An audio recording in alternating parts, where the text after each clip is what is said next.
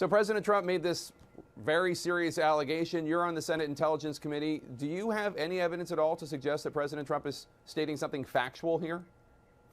By that, you mean the tweet yesterday about the President Obama? Yes.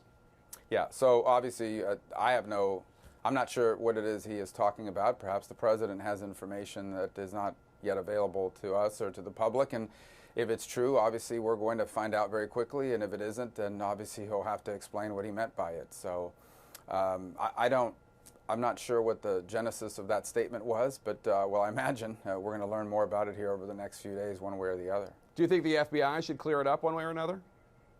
Well, that's also a difficult thing. I mean, the FBI does not confirm either that there is or that there is not investigations. It does not talk about pending matters, either denying that they exist or admitting them. For the most part, that's been their practice.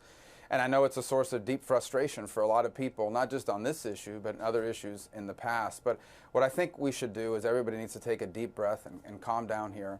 And let's go through this of what we are doing. In the Senate Intelligence Committee, we are working in a bipartisan way to collect facts that involves reviewing classified and sometimes unclassified and open source information.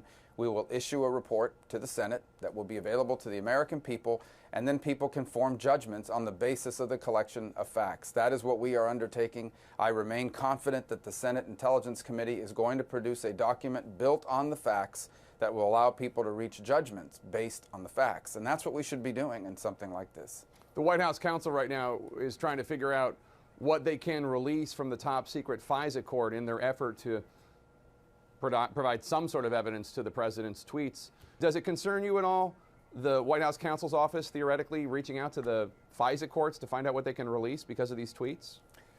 Well, I'm not familiar with the conversation that you're saying is taking place between the White House and FISA courts. I will say to you that this entire issue is reached a point now where so much of it's being litigated in the press. I can tell you that there are things being reported that are not true. I can tell you there are things out there that have been reported that are true. And in between all of that is where we are working in the Senate Intelligence Committee to gather facts. We're not a court. In essence, the Senate Intelligence Committee is not a law enforcement entity. We are reviewing everything that has happened, and primarily with a focus on the active measures that were undertaken by Russians or others in our campaigns in 2016. We're going to compile that into a report that will be released to our colleagues and to the American people.